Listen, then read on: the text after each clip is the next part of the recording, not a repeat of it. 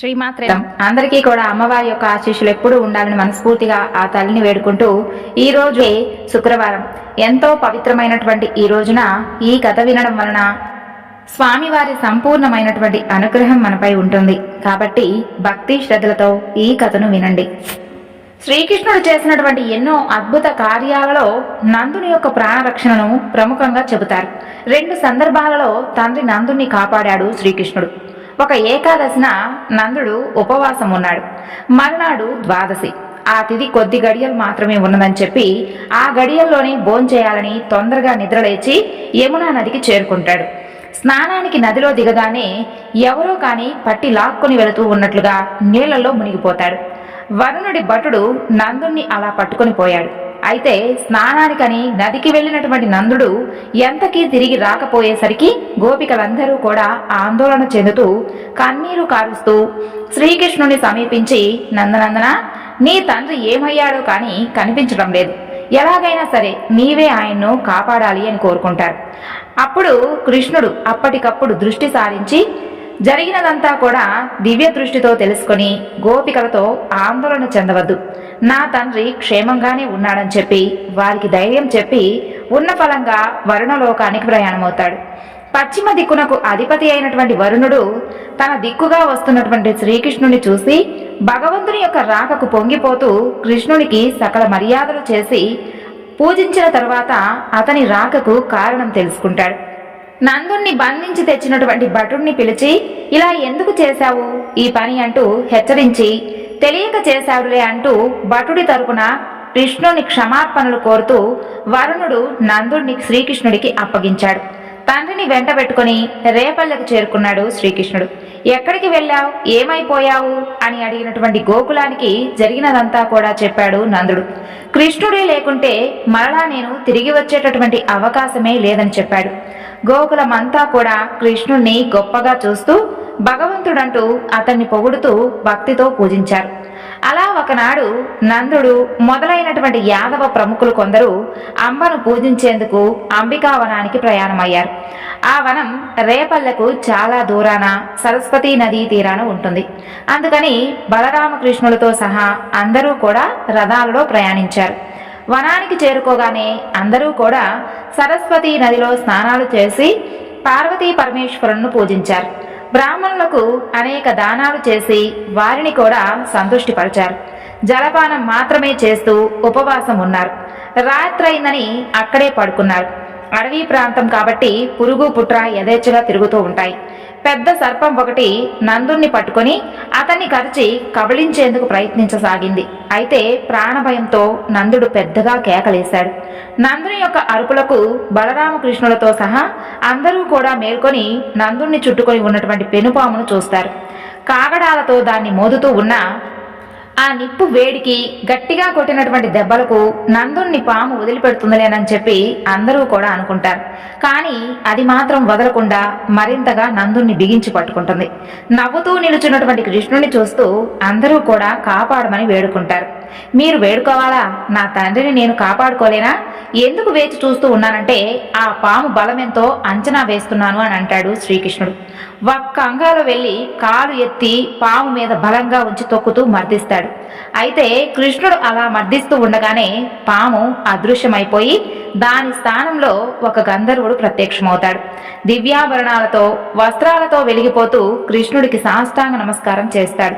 కృష్ణుని పాదస్పర్శతో తనకు శాప విమోచనం జరిగింది అంటూ అనేక విధాల శ్రీకృష్ణుని స్తుతించి అక్కడి నుండి తరలి వెళ్ళిపోతాడు. ఆ తరువాత అసలు పాముగా మారినటువంటి గంధర్వుని కథ గురించి తెలుసుకుందాం. సుదర్శనుడు అనేటటువంటి గంధర్వుడు విమానంలో విహరిస్తూ ఉండగా అతను ఒకసారి అంగీరస మునులను చూడడం జరుగుతుంది. వారందరూ కూడా విరూపులుగా వికృతంగా ఉంటారు. అలా ఉన్నవారిని చూసి సుదర్శనుడు ఎగతాళి చేస్తాడు. గంధర్వుని ఎగతాళికి మునులందరికీ కూడా కోపం వచ్చి, సుందరాంగుణని మమ్మల్ని ఎగతాళి చేశావు కదూ, దీనికి ఇదే మా శాపం, నీవు పాము వైపోగాక అని శపిస్తారు.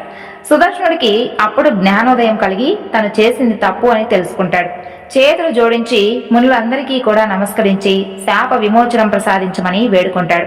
కరుణించినటువంటి మునులు త్వరలోనే యాదవ కులంలో శ్రీహరి జన్మిస్తాడని, ఆ శ్రీహరి పాదస్పర్శ వలన శాప విమోచనం జరిగి నిజరూపం ప్రాప్తిస్తుందని చెబుతారు. అంగీరస మునుల యొక్క శాప ఫలితంగానే సుదర్శనుడు పామయ్యి అడవులలో సంచరిస్తూ శ్రీహరి పాదస్పర్శ కోసం తపించిపోతూ ఉంటాడు. ఇన్నాళ్లకు ఆ భాగ్యం దొరికి సుదర్శనుడు నిజరూపం పొంది వెళ్ళిపోతాడు. పాముకు చిక్కి నందుడు బతకడం, పాము గంధర్వునిగా మారడం, అతను కృష్ణుని స్తుతించడం, అదంతా కూడా యాదవులు చూసి తమ కళ్ళను తామే నమ్మలేకపోతారు. ఆ తరువాత తేరుకొని కృష్ణుణ్ణి అనేక విధాలుగా స్తుతిస్తూ శ్రీకృష్ణుడు సాక్షాత్తు భగవంతుడేనని నిర్ధారణకు వస్తారు. ఈ విధంగా శ్రీకృష్ణుడు నందుణ్ణి 2 సార్లు ప్రాణాపాయ స్థితిలో ఉండగా కాపాడుతాడు.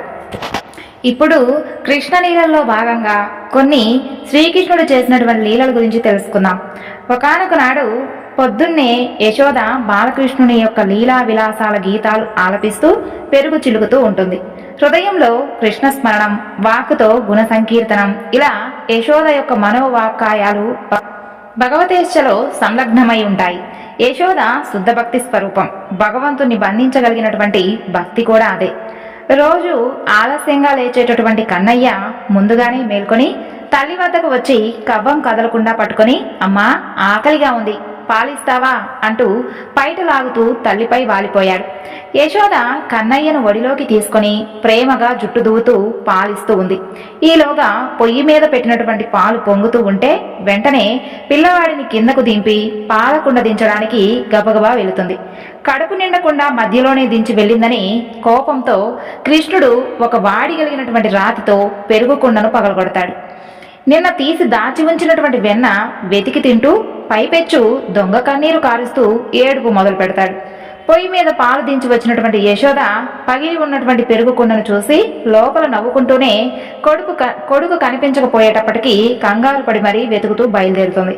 తిరగబడినటువంటి రోటిపై ఎక్కి నిలబడి ఉట్టి మీద ఉన్నటువంటి వెన్న తీసి కోతులకు పెడుతూ కోపంతో కనిపించాడు కన్నయ్య. చేత బెత్తం పట్టుకుని వస్తూ ఉన్నటువంటి అమ్మను చూసి కాలి గజ్జలు గల్లు గల్లుమని మ్రోగుతూ ఉండగా భయపడుతూ ఉన్నట్లుగా రోలు దిగి పారిపోసాగాడు. ఇరుగు పొరుగు వారు గోపికలందరూ కూడా నవ్వుతూ చూస్తూ ఉండగా యశోద కూడా బాలుని వెంటపడింది. అయితే భయానికే భయంకరుడైనటువంటి భగవంతుడు భయపడి పరిగెత్తడమా? అసలు ఇది సాధ్యమేనా?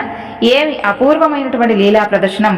మహాయోగుల యొక్క మనస్సులు కూడా వెంటపడి పట్టుకోలేనటువంటి తన యొక్క ముద్దుల పట్టిని పట్టాలి అనేటటువంటి పట్టుదలతో పరమాత్ముని వెంట పరిగెడుతూ ఉన్నటువంటి యశోద ఎంత పుణ్యాత్మురాలో కదా! ఆమె పరిగెత్తి అలసిపోయింది. కానీ కన్నయ్యను మాత్రం పట్టుకోలేకపోయింది. ఎందుకని? యశోద చేతిలో అహంకారం అనేటటువంటి బెత్తం ఉంది. అహంకారంతో కూడినటువంటి భక్తి ఫలించదు. అచ్యుతుడు అహంకారికి ఆమడ దూరంలో ఉంటాడు. దేవకి తనయునికి దైన్యం అంటే దీనభావం అంటేనే ఎక్కువ ఇష్టం. ఇక మిక్కిలి జీవుడు జడాన్ని అంటే బెత్తం పట్టుకున్నంత వరకు ఆ చైతన్యమూర్తి చేతికి చిక్కడు. ఇది వేదాంత భక్తి సిద్ధాంతం. తల్లి కర్ర పడవేయగానే తనయుడు వెనకకు తిరిగి చూస్తాడు. ముఖదర్శనం కాగానే యశోదకు బాలకృష్ణుడు పట్టుబడతాడు. పట్టుకుందే గాని పాపం తల్లికి మాత్రం కొట్టడానికి చేతులు రాలేదు. కానీ రోటికి మాత్రం కట్టివేయాలని చెప్పి పట్టుబడుతుంది. ఆ లీలా గోపాల బాలుని యొక్క ఐశ్వర్య శక్తి తెలియకపోవడం చేత రోటికి కట్టడానికి కన్నయ్య నడుముకు ఒక తాడు కట్టబోగా అది 2 అంగుళాలు తగ్గుతుంది.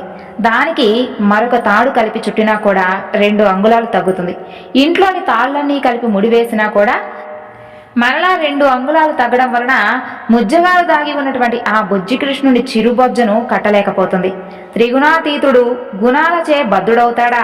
ఇంద్రియాలకే బంధనం కానటువంటి ఇంద్రియాలకు అధిపతి అయినటువంటి ఆ హృషికేశునికి బంధం అనేది ఉంటుందా? పశువులను బంధించేటటువంటి తాళ్లు పశుపతిని బంధించగలవా? బాలకృష్ణుని మొల పెరిగిందా అంటే లేదు. పోని తాళ్లు పొట్టివే అయ్యాయా అంటే అది లేదు. అందరికీ ఆశ్చర్యం.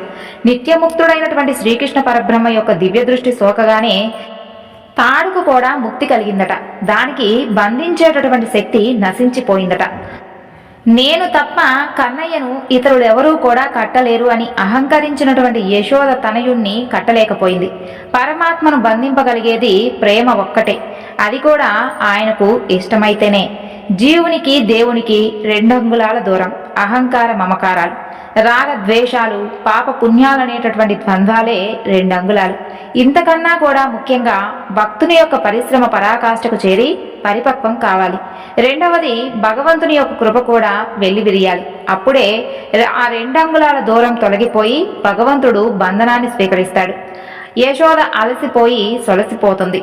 తనను కట్టివేయాలనేటటువంటి పట్టుదలతో తంటాలు పడుతూ ఉన్నటువంటి తల్లి మీద తనయునికి జాలి కలుగుతుంది.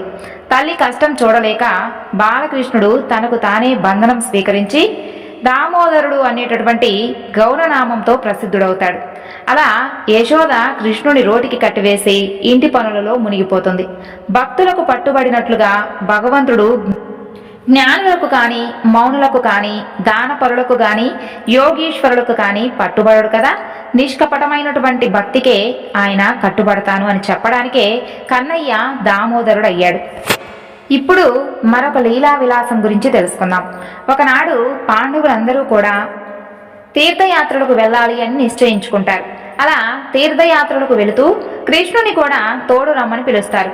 సాక్షాత్తు భగవంతుడైనటువంటి కృష్ణుడికి తీర్థయాత్రలు అవసరం ఏముంటుంది చెప్పండి? ఆ సంగతి మాయా మోహితులైనటువంటి పాండవులకు తెలియదు కదా. కాబట్టి కృష్ణుడు కూడా తమలాగే మామూలు మానవుడిగా వారందరూ భావించి తీర్థయాత్రలకు రమ్మని చెప్పి కృష్ణుని ఆహ్వానిస్తారు. ఆయన చిరునవ్వు నవ్వి వారి కోసం ఒక దోసకాయను ఇచ్చి, నా ప్రతినిధిగా దీనిని మీతో పాటు తీసుకుని వెళ్ళి మీరు మునిగినటువంటి ప్రతి గంగలోనూ దీనిని కూడా ముంచండి అని చెబుతాడు. వారు కూడా అలాగే చేసి తీర్థయాత్రలు ముగించుకొని తిరిగి మరలా వస్తారు. అప్పుడు ఏర్పాటు చేసినటువంటి ఒక విందులో అదే దోసకాయతో వంటకం చేయించి వారందరికీ కూడా వడ్డింప చేస్తాడు శ్రీకృష్ణుడు. ఆ వంటకం పరమ చేదుగా ఉంటుంది. అదేమిటి బావా, ఇది చాలా చేదుగా ఉంది, కటిక విషంలాగా ఉంది, మరి ఇలాంటి వంటకం చేయించావేమిటి అని వారందరూ కూడా శ్రీకృష్ణుని అడుగుతారు. అందుకు శ్రీకృష్ణుడు నవ్వి, బావా, అన్ని గంగల్లో మునిగినా కూడా ఈ దోసకాయ మాత్రం చేదుపోలేదు చూసావా అని అంటాడు. అంటే ఎన్ని తీర్థయాత్రలు చేసినా మనిషిలో మౌలికంగా ఎలాంటి మార్పు రాదని శ్రీకృష్ణుడు ఈ సంఘటన ద్వారా వారికి సూచించాడు. ఆధ్యాత్మిక జీవితంలో ఇది అత్యున్నతమైనటువంటి సత్యం. మనిషి ప్రయాణం బయటకు కాదు, లోపల జరగాలి. యాత్ర అనేది బయట కాదు, ఆంతరిక యాత్రను మనిషి చేయాలి. ప్రపంచమంతా కూడా మనిషి తిరిగినా చివరకు ఆధ్యాత్మికంగా ఏమీ సాధించలేడు. అదే తనలోనికి తాను ప్రయాణం కనుక చేస్తే ఉన్న గదిలో నుండే కదలకుండా జ్ఞానాన్ని కూడా పొందవచ్చు. ఒక చోట స్థిరంగా కూర్చొని తపస్సు చేస్తే జ్ఞాన సిద్ధిని పొందవచ్చు అని శ్రీకృష్ణుడు పాండవులతో చెబుతాడు. ఇప్పుడు ధ్రువుని యొక్క వృత్తాంతం గురించి తెలుసుకుందాం. స్వయంభవ మను కొడుకైనటువంటి ఉత్తానపాతునకు సునీతి, సురుచి అనేటటువంటి ఇద్దరు భార్యలు ఉన్నారు. పెద్ద భార్య సునీతి కొడుకు ధ్రువుడు, చిన్న భార్య కొడుకు ఉత్తముడు. ఇద్దరు పిల్లలు కూడా 5-6 ఏళ్ల వయసు వారు. చిన్న భార్యపై ఉన్నటువంటి విపరీతమైనటువంటి ప్రేమ వలన పెద్ద భార్య సునీత పట్ల ఉత్తానపాదుడు చాలా నిర్లక్ష్యంగా ఉండేవాడు. అందువలన సురుచికి సునీతి అన్న, ఆమె కొడుకైనటువంటి ధ్రువుడన్నా కూడా చాలా చిన్న చూపుగా ఉండేది. చిన్న వయసు అవడం వలన ఇవేవీ కూడా తెలియనటువంటి ధ్రువుడు ఒక రోజున తండ్రి సభలో ఉండగా వచ్చి ఆయన ఒడిలో తమ్ముడైనటువంటి ఉత్తముని పక్కన కూర్చుంటాడు. అది చూస్తూనే సవతి తల్లి అయినటువంటి సురుచి ఎంతో కోపంతో ధ్రువుణ్ణి లాగి కింద పడవేసి ఏడుస్తూ ఉన్నటువంటి ధ్రువునితో, నీవు మీ తండ్రి గారి ఒడిలో కూర్చోవాలి అని అనుకోవడం చాలా తప్పు. అలా నీకు కూర్చోవాలి అని అనిపిస్తే నాకు కొడుకుగా పుట్టవలసింది అని ఈసడిస్తుంది. సభలోని వారందరూ కూడా నవ్వడంతో చిన్నారి ధ్రువుడు బాధతో తల్లి వద్దకు వెళ్ళి ఏడుస్తూ ఉంటాడు. అలా ఏడుస్తూ వెళ్ళినటువంటి ధ్రువుడు తల్లిని, అమ్మా, తండ్రి గారి ఒడిలో నేనెందుకు కూర్చోకూడదు? కూర్చోవాలి అంటే నేను ఏం చేయాలి అని అడుగుతాడు. ఆ ప్రశ్నకు జవాబు చెప్పలేక తల్లి, నాయనా చిట్టి తండ్రి, నీ ప్రశ్నకు జవాబు నేనేం చెప్పగలనయ్యా? ఆ దేవాది దేవుడైనటువంటి పరమాత్మ తప్ప ఇంకా నీ ప్రశ్నకు ఎవ్వరూ కూడా జవాబు ఇవ్వలేరు అని బాధపడుతుంది. అయితే ఆ పరమాత్మ ఎక్కడ ఉంటాడమ్మా అని తిరిగి ప్రశ్నిస్తాడు ధ్రువుడు. దాంతో కొడుకును ఏమార్చడానికి ఈ అడవిలోనే ఉంటాడు నాయనా అని చెబుతుంది. అప్పుడు ధ్రువుడు ఆ పరమాత్మ అయినటువంటి విష్ణుమూర్తిని వెతకడానికి అడవులకు వెళతాడు. కానీ ఎక్కడా కూడా విష్ణుమూర్తి మాత్రం కానరాడు. అయినా పట్టుదలగా వెతుకుతూనే ఉంటాడు ఆ పసివాడు. అప్పుడు త్రిలోక సంచారి అయినటువంటి నారదుల వారు కనపడి ధ్రువునికి నారాయణ మంత్రం ఉపదేశిస్తాడు. అప్పటి నుండి ఆ చిన్నారి ధ్రువుడు ఆ అడవిలో నిరాహారిగా నారాయణ మంత్రాన్ని జపించడం మొదలెడతాడు. అలా కొన్ని సంవత్సరాలు గడిచిపోతాయి. కానీ ధ్రువుని యొక్క తపస్సులో మాత్రం ఎలాంటి మార్పు రాలేదు. ఆ చిన్ని తండ్రి ఘోరమైనటువంటి తపస్సుకు మెచ్చి విష్ణుమూర్తి ప్రత్యక్షమై వరాన్ని కోరుకోమని అడగగా, కానీ ఆ పరమాత్మ సుందర రూపాన్ని పరవశంతో చూస్తూ స్తుతిస్తూ ఉండిపోతాడు ధ్రువుడు. ఇప్పుడు అతనిలో ఎందుకోసం తపస్సు చేశాడో ఆ చిన్నతనపు కోరిక కూడా లేదు. అదే కాదు, ఇప్పుడు ఏ ఆలోచన లేదు. ఒక్క పరమాత్మ దర్శనంతో కలిగినటువంటి అలౌకికమైనటువంటి ఆనందం తప్ప. అందువలన ఆయన యొక్క సాన్నిధ్యం తప్ప తనకే వరము వద్దు అని అంటాడు. తన భక్తి పారవశ్యంలో మునిగి ఉన్నటువంటి ధ్రువుణ్ణి మెచ్చి ఆ పరమాత్మ, ప్రస్తుతం చిన్నవాడవు కాబట్టి నీ రాజ్యాన్ని పరిపాలించి ఆ తరువాత ఆకాశంలో నక్షత్రంలా వెలుగొందమని వరాన్ని ఇచ్చి అంతర్ధానమవుతాడు శ్రీ మహావిష్ణువు. అక్కడ రాధ్యంలో ఉత్తానపాత్రుడు మరణించాడు. సురుచిలోనూ మార్పు వస్తుంది. ధ్రువుణ్ణి వెతుక్కుంటూ వస్తూ ఆ అడవిలో దావానలం ఏర్పడడంతో అందులో చిక్కుకొని ఉత్తముడు మరణిస్తాడు. అంతటా ధ్రువుడు తల్లిని చేరి పరమాత్మ ఆదేశించిన విధంగా రాజ్య పరిపాలన చేసి అంతమున అంబరాన ధ్రువ నక్షత్రంలా మారి ఇప్పటికీ కూడా వెలుగొందుతూనే ఉన్నాడు. ఇప్పుడు యథార్థంగా జరిగినటువంటి ఒక కథ గురించి తెలుసుకుందాం. మధుర బృందావనంలో కొన్నేళ్ల క్రితం నిజంగా జరిగినటువంటి సంఘటన ఇది. ఇప్పటికీ కూడా ఆ ఆనవాళ్లు ఇంకా ఉన్నాయట. ఒక పండితుడు తన పూరి గుడిసె లాంటి ఇంటి ముందు అరుగుపై కూర్చొని ప్రతినిత్యము కూడా భక్తులకు పురాణాలు వినిపిస్తూ ఉండేవాడు.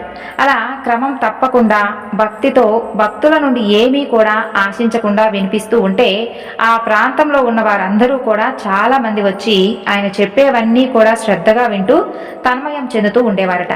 అప్పుడప్పుడు ఆయన తాను చెబుతూ ఉన్నటువంటి పురాణం మధ్యలో ఆపి లోపలికి వెళ్ళి వస్తూ, మా పిల్లవాడికి స్నానం చేయించాలి, భోజనం పెట్టాలి, పడుకోబెట్టాలి అని చెప్పి అలాగే దుస్తులు కూడా ధరింపచేయాలని చెబుతూ ఉండేవాడట. అలా ప్రతిరోజు కూడా జరుగుతూ ఉండేది. కానీ గుడిసెలో మాత్రం పిల్లవాడి యొక్క అలికిడి కానీ అల్లరి కానీ మాటలు కానీ ఏవీ కూడా ఎవ్వరికీ ఎప్పుడూ కూడా వినిపించేవి కాదట. అలా కొన్ని ఏళ్లు గడిచిపోయాయి. ఒకరోజు ఆయన దేహం చాలించాడు. గ్రామస్తులు అందరూ కూడా చాలా బాధపడ్డారు. అయ్యో, ఎంతో మంచివాడు, ఎంతో భక్తి శ్రద్ధలతో ఎవ్వరినీ కూడా ఏమీ ఎప్పుడు అనకుండా అద్భుతంగా భగవత్ కథలను వినిపిస్తూ మనల్ని అందరినీ కూడా తరింపచేశాడు. మరలా ఇక ఎవరు ఇంత గొప్పగా చెబుతారు మనకు అంటూ విచారపడుతూ అందరూ కూడా అనుకొని ఆయన యొక్క అంత్యక్రియలు జరిపేటటువంటి సన్నాహాలు చేయడం ప్రారంభించారు. అయితే ఇన్ని రోజులు కూడా మా అబ్బాయి అని చెప్పాడు కదా, మరి ఆ పిల్లవాడి కోసం ఆ ఊర్లో వారందరూ కూడా వెళ్ళి చూస్తే ఆ గుడిసెలో ఎవ్వరూ కూడా కనిపించరు. అయితే వారు ఏం చేస్తారంటే ఆ పిల్లవాడి కోసం ఎంతగానో ఎదురు చూస్తారు. కానీ పిల్లవాడి జాడ మాత్రం కనిపించదు. చివరకు వారిలోనే వారే మాట్లాడుకొని నిశ్చయించుకొని అతని యొక్క కళేబరాన్ని యమునా నది ఒడ్డుకు తీసుకుని వెళ్ళి మంచి గంధపు కట్టెలతో ఒక చితిని ఏర్పాటు చేస్తారు. ఇక నిప్పు పెట్టడానికి వారిలో ప్రతి ఒక్కరూ కూడా నేను పెడతానని చెప్పి పోటీలు పడుతూ ఉంటారు. ఎందుకంటే మహాపుణ్యాత్ముడైనటువంటి ఆయనకు చేసేటటువంటి ఈ పని వలన కర్మ చేసే వారికి ఎంతో పుణ్యం వస్తుంది కదా. మరి ఇలా వాళ్ళు పేచీ పడుతూ ఉంటే దూరం నుండి ఒక పెద్ద పిలుపు వినిపిస్తుంది వారందరికీ కూడా, ఆగండి ఆగండి అంటూ. అందరూ కూడా చూస్తూ ఉండగా దూరంగా ఒక 16 ఏళ్ల బాలుడు పరుగు పరుగున అటుగా వచ్చి అక్కడ నుంచుంటాడు. నేను మిమ్మల్ని ఒకటి కోరుకుంటున్నానండి. చనిపోయినటువంటి ఈ పెద్ద ఆయన మా తండ్రి గారు నన్ను ఒక పని మీద పొరుగురుకు పంపించాడు. అది చూసుకొని రావడంలో నాకు కాస్త ఆలస్యం జరిగింది. నన్ను క్షమించి దయచేసి నా తండ్రికి అగ్ని సంస్కారం చేసేటటువంటి భాగ్యాన్ని నాకు అనుగ్రహించండి అని చెప్పి ఎంతో విచార వదనంతో అంటూ ఉంటే వారందరికీ కూడా చాలా ఆనందం కలుగుతుంది. చూసారా, రక్త సంబంధ బలం యొక్క గొప్పతనం ఎలా ఉంటుంది అంటే ఈ విధంగా మనకు బాగా అర్థమయ్యేలా చెప్పాడు ఈ అబ్బాయి. ఆయనకు తన కన్న కొడుకు చేత ఈ పని చేయించుకునేటటువంటి అదృష్టం ఉండగా ఇక ఇతరులకు ఈ అవకాశం ఉంటుందని చెప్పి అందరూ కూడా అనుకుంటారు. అనుకొని సరే అని అంటారు. ఆ పిల్లవాడు చక్కగా వేద మంత్రాలు పఠిస్తూ అంత్యేష్టి కార్యక్రమం అద్భుతంగా నిర్వహిస్తూ ఉంటాడు. చక్కని పాండిత్యం, అందమైనటువంటి ఉచ్చారణతో పనసలు చదువుతూ ఉంటే అక్కడకు వచ్చినటువంటి వేద పండితులు, పురోహితులు కూడా ఆశ్చర్యపోతూ ఉంటారు. ఏమా వర్చస్సు, ఏమా శాస్త్ర పరిజ్ఞానం, ఇంతవరకు కూడా ఎవ్వరికీ కనీవి ఎరుగనటువంటి శాస్త్ర విధి ప్రకారం చేస్తూ చివరకు చుట్టూ ప్రదక్షిణ నమస్కారం కూడా చేస్తూ దుఃఖిస్తూ చితికి నిప్పు అంటిస్తాడు. నాయనా, ఇక నీవు వెనుతిరిగి చూడకుండా దూరంగా వెళ్ళు అని చెప్పి ఆ ఊరి పెద్దవాడు చెబుతారు. ఆ పిల్లవాడు అలాగే అన్నట్లుగా తల ఊపి నేరుగా వెళుతూ దాదాపుగా ఒక 20 గజాల దూరం వెళ్ళాక కనిపించకుండా అంతర్ధానం కావడం వారందరూ కూడా కల్లారా చూస్తారట. అప్పుడు తెలిసిపోయింది వారందరికీ కూడా ఆ వచ్చిన వాడు కృష్ణయ్య అని. ఇన్నాళ్ళు విన్నటువంటి భాగవత కథల పుణ్యమా అని శ్రీకృష్ణుణ్ణి సాక్షాత్తు ఒక బాలుని రూపంలో ప్రత్యక్షంగా దర్శించేటటువంటి మహాభాగ్యం లభించింది కదూ అంటూ ఆ బాలుడు నడిచిన నేలపై కలిగినటువంటి ధూళిని ప్రసాదంగా మహా ఐశ్వర్యంగా స్వీకరించారు అక్కడ ఉన్న వారందరూ కూడా. ఇప్పటికీ ఆ ప్రదేశాన్ని పరమ పావనంగా పవిత్రంగా భావిస్తూ పూజిస్తూ ఉంటారు బృందావన వాసులందరూ కూడా. శ్రీకృష్ణుడు అదృశ్య రూపంలో కొలువై ఉన్నటువంటి ఆ నేలకు భక్తుల పాలిట కల్పతరువుగా అక్కడ ఉన్నాడు అనటకు ఈ కథ గొప్ప నిదర్శనం. మా అబ్బాయికి నిద్ర, ఆహారం, స్నానం ఏర్పాట్లు చేసి వస్తానని చెబుతూ శ్రీకృష్ణ భగవానుణ్ణి సాక్షాత్తు తన కుమారునిగా భావిస్తూ అదే ధ్యాసతో అంతిమ శ్వాసను విడిచినటువంటి ఆ మహానుభావునికి కృష్ణుడు కొడుకు రూపంలో వచ్చి స్వయంగా కన్న తండ్రికి కొడుకు ఏ విధంగా అయితే చేస్తాడో శాస్త్ర రీతిలో పద్ధతిగా అన్నీ కూడా చేశాడు. అలా పరంధాముడే స్వయంగా అంతిమ క్రియలు చేయడం వాళ్ళందరూ కూడా గమనించారు. భక్తుడు ఈ యొక్క భవబంధాలను కోరుకోకుండా నేరుగా భగవంతునితో సంబంధ బాంధవ్యాలు పెట్టుకొని పంచుకుంటూ పెంచుకుంటూ ముక్తిని పొందాడు. మరి ఈ రోజుల్లో కడుపున పుట్టినటువంటి కొడుకులు కూడా దూరంగా ఉంటూ తండ్రి ఆర్తితో పిలిచేటటువంటి పిలుపుకు అందకపోవచ్చు, లేదా ఖాతారు చేయకుండా పోవచ్చు. కానీ పరమాత్ముడు మాత్రం తనను నమ్మినటువంటి భక్తుణ్ణి సదా రక్షిస్తూ అతని యొక్క యోగక్షేమాలు స్వయంగా చూస్తూ ఉంటాడు. ఇలా భగవంతునికి భక్తునికి ఉండేటటువంటి సంబంధం మాటలకు, ఊహలకు, చేతలకు అందరానివి. భక్తుని యొక్క అంతరంగంలో కదిలేటటువంటి భావాలను జనార్దనుడు సదా గ్రహిస్తూ ఉంటాడు. ఆ ప్రేమానుబంధం అనిర్వచనీయం, అద్భుతం కూడాను. అలాంటి బ్రహ్మానంద భక్తి సామ్రాజ్యం ఆ బృందావనం. ఆ అందాల, ఆనందాల, అనుబంధాల బృందావన వనసీమలో ఒక రేణువుగా మారితే ఎంత బాగా ఉండేదో కదా. నిత్యం అక్కడ సంచరించేటటువంటి సాక్షాత్తు రాధాకృష్ణుల యొక్క మృదువైన పాదములు శృతి మెత్తగా తాకుతూ ఉండగా కలిగేటటువంటి ఆ పరమానందాన్ని, అఖండ ఐశ్వర్య విభూతి వైభవాన్ని అందించమని చెప్పి ఆ నల్లనయ్యను మనందరం కూడా కోరుకుందాం. సర్వం శ్రీ లలితార్పణమస్తు. స్వస్తి.